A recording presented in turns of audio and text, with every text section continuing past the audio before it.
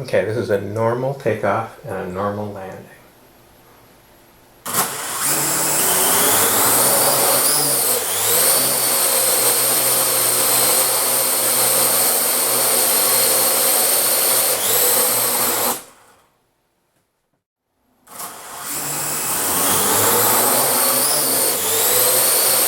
And let's kill the process. So that's not so bad, but it reboots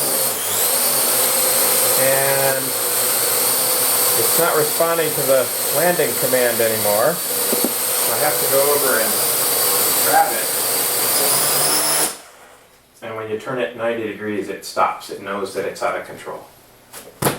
So it rebooted and took off, and I no longer had control of the aircraft.